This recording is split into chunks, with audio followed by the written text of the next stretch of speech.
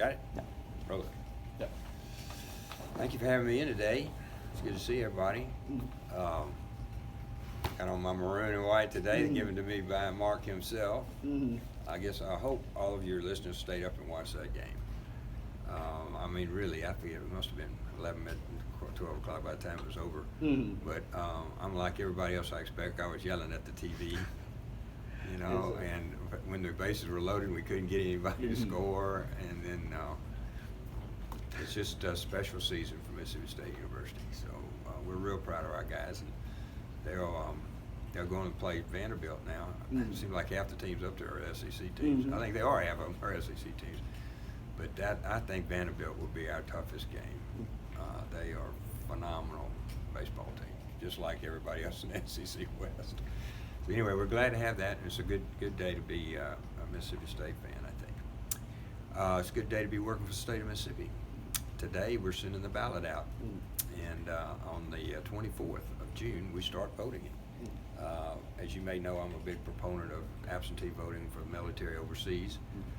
That landed me 8 years ago in Kuwait, Iraq, and Afghanistan, in Kabul actually, getting our men and women to cast their ballot electronically. Been a big push for us. Last year it landed me in the desert in Kuwait with the 155th, and we went around to several of the bases there to get our young men and women to cast their ballots the last time. So we're starting back this time, and these are the primary ballots, of course. Everybody will have a chance to start, and they're pretty lengthy. When you see them, they're pages and pages long. I'd remind everybody that this is a party primary. This is not run by the government, and we take great umbrage in saying it's not run by the government. I don't want the state running some Republican running a Democrat, or a Democrat running a Republican primary. I don't think that's a good thing to have. So we're not doing that, but we do train everybody as much as they'll let us. We ask them to come in and train, and we've trained as many poll workers as we can. We hope it'll go smoothly. There'll be about 1,800 precincts open. In the interim, those that are over age 65 or disabled are going to be out of the county, and all of those requirements can vote beginning 30 days out. So they'll be ready to start voting here on around July the 6th. So we're encouraging everybody to go cast a ballot. We only had about 13% participate in the primary last time, about 245,000, I think, out of 1.8 million voters. We would anticipate a larger turnout this time. We've got a large Democratic field for governor, 3 very active candidates on the Republican side. So, and some contested Senate and House races. So we're hoping there's also a contested lieutenant governor's race. Yeah, I know. I've got one, and I've got to win the first time around, and then of course there'll be a Democrat, I guess, as well. So, what's life been like with that, being the chief election official in the state, and also having to run your own statewide campaign? Well, the legislature's made it pretty easy on us. As you know, the elections are run by the election commissioners and the circuit clerks. Our sole focus in this, we keep the statewide election management system, the system that the clerks download. There's about 1.9 million people in that. But other than that, the actual precincts are run by the election commissioners and the bailiffs. The ballots are totaled at the county level, and so I don't have any control over that. Ours is a training capacity. We try to train everybody, but we don't have any control really over the election. And then when it's finalized, we put it all in our statewide election management system as the counties all report it, and then we report that to the House and the Senate. But we really don't have any control over the number of votes or how they're cast or anything. But and with life on the campaign trail, I mean, I'm sure you've heard a wide range of different concerns, talking points for folks. So what have been some of those high points that you've seen on the campaign trail? Well, one of them's here in Starkville. One of the things that we have been discussing from the very beginning is an educated workforce. And while you have a great university here and other great universities in the state of Mississippi, you got a great university here, only about 25% of our young men and women actually get a college degree, a baccalaureate degree. So 75% of all the rest of them really need a good paying job. So we started this educated workforce process, and we're trying to push community colleges down into the high schools so that you can get, in your senior year, you can get some of your college credits either to go to Mississippi State or another university, or to get towards an advanced degree. Like I was in Waynesboro just last week actually, and they have a welding and a pipe fitting process right down from the schools, the high schools. Kids can come there, young men and women can come there early in their senior year, then they'll have about a half a year afterwards. So the community colleges are doing that. The Board of Supervisors is paying the community colleges for those courses, and they start out between $25 and $40 an hour when they graduate. It's a very healthy starting salary for someone. So you'll see us working on that. In Lowndes County, Katie McCrary had me up here about a year ago, and they were building a career technical institute, and the businesses and the schools just really weren't talking. She asked me to come up and really moderate that, and I brought the community college with me to that meeting, and there were probably 40, 50 different businesses in there. We had a long discussion about what the needs of the businesses were, and we had Katie and them bring in, I will hire this person for $36,000 a year, I'll hire this person for that, and we had a list of jobs available, and we wanted the career tech to actually focus on bringing someone out of high school, or maybe someone that needs some remedial work, and into the workforce at these paying jobs, and some of them are $40,000, $50,000 a year and higher. I've taken that, and she was very astute, and they're working on this. They have something called HANDS program now, where they're taking these young men and women and mentoring them and taking them on a job site and showing them how we do this or that and the other. It's working great. And I've used that same program in Meridian, Hattiesburg. Next week is Clinton, where we're inviting businesses, and it all started right here. We're inviting businesses and community colleges and high schools in together about here's what I need, here's what my capacities to teach are, here's what the community college can do. We want our kids, our young men and women, thinking about what am I going to do when I graduate with a job versus just worried about who I'm going to take to the prom. So we're accelerating that process. It's a lot cheaper. We'll have less education debt. Kids are carrying a lot of education debt when they get out. You'll have less than that. We'll have them on a trail. In Starkville has started this Academy Home thing, which is a great idea, and that will proliferate as well around the state of Mississippi, where you start making these decisions in the 10th grade. That really is a step where the rest of Mississippi will end up, I think. So we're anxious to watch their experiences here and learn from their experiences in Starkville and spread that around the state of Mississippi. So I think most of the work we've been talking about has been an educated workforce and an educated community. It solves a lot of issues. People are healthier, they're making more money, they buy more things, we have less trouble with opioids and other issues and things like that, stable family lives. Just a lot of things happen when you've got a good paying job, you're working on 40 hours a week, and you're making a living wage.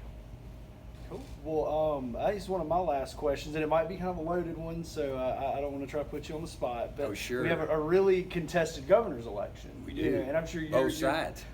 Yeah, and with that big of a field, I'm sure you have great familiarity with all the candidates, given your state office. Yeah, we're on a lot of podiums together. So, does it really even matter to you who gets elected? Well, I think it matters to the people in the state of Mississippi.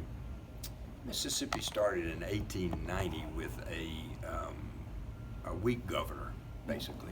The legislature controls the budget, they appoint the committee chairs, the governor has like 7 agencies that he or she will appoint, and does really more economic development than just about anything else. So you'll see Governor Bryan out a lot and overseas and doing a lot of that, and I think he's been quite successful with it, actually. We're at 4.5% unemployment, just a lot of positives for us. So I think it does matter who the governor is, and when you have to focus on what those skill sets, what we're hiring somebody for this job, so what does that job do? And the lieutenant governor, we're more of a detail. We appoint the committee chairman. Under the way this works, the rules committee, 5 senators are elected first. Then they give the power to the lieutenant governor to appoint the committee chairman and basically run the Senate on a day-to-day basis. That will mean that the lieutenant governor controls the legislation and all the money. So pretty strong, pretty strong position. And so you want somebody with that skill set. That somebody asked me in the press the other day, can you work across the aisle? And I said, I don't see an aisle.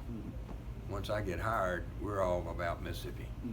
And I've done that for 12 years. We've gotten dozens of bills passed, LLCs, corporations, the autism bill, voter ID.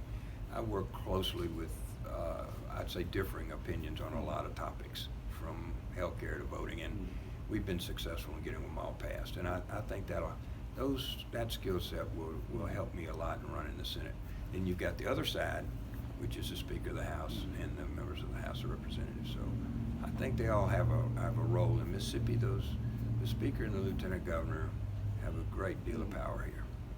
Okay, I promise this is my last question No, before I all just right. let you wrap up. But there's been a lot of talk, and I mean, going back to even 2016 with the security of our elections. I mean, from the local level all the way on up to the national level. So what would be kind of the grade you would give Mississippi right now, just from what you've seen? On our securities, yeah, we're an A here, but it's not for the reasons you think. And so I'll tell you, since you asked, none of our tablets are connected to the internet. So I start by being way ahead. Nobody can get into that tablet. We got 1,800 precincts, and we probably got 6 people at each one. So you'd have to fool like 10,000 people with the Russians would to get into our internet. So that's not going to happen. That's very important, I think. The actual votes and totals will be very hard in Mississippi. Where we have an issue that I work on every day, and I worked on this morning, is cybersecurity. And in our cybersecurity, they try to get into our statewide election management system daily. And I have acquired a secret clearance from Homeland Security. I went to Washington, did all the background check to do that. I used to have one when I was in the Army. I was in military intelligence, so I got it again.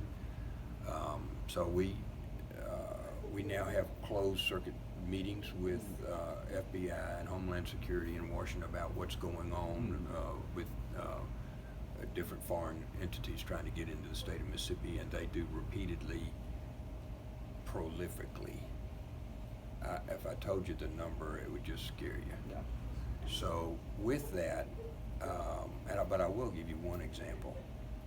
We have on our web page, and the Secretary of State's web page, we have a polling locator where if you've moved in Starkville around and you went to, and you can look up where you went to vote. Very helpful, I think. And it's used by several thousand Mississippians at every election. They try to jam it 200,000 times on election day. And so I will tell you, every day I work on cybersecurity, and we have invested a good bit of time and effort in firewalls and other things. We've had Homeland Security come in and try to penetrate our system. We've had outside vendors. We even had the National Guard, Delbert and his generals try to get into our system, and we are constantly working on that. But that would, if they did get into our system, it would be to get your name, address, and the last 4 digits of your social security number. It would not affect the vote total, but it would just be a terrible event. Just like they got into Target, Marriott, and all the other ones they've got into. We have been protected, and we've been graded by Homeland Security, and we've gotten very high marks for the work that we've done for that. But that is not a one-time only. I will tell you, I was working on it today to come in here.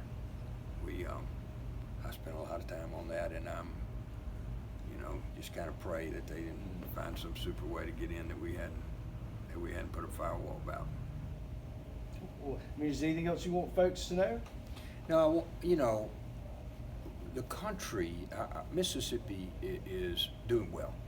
We have 4.5% unemployment. Our wage inflation rate is going up. You can pretty much get a job if you want to here. We're started focusing back. Our graduation rates have gone from 72 to 83%. You see the economic things that we're doing in Mississippi have improved. So what we want to do is build on that. We want an educated workforce. We want better infrastructure. Y'all saved your hospital here. I thought that was a critical step for the community to rise up and say they want to keep their hospital here.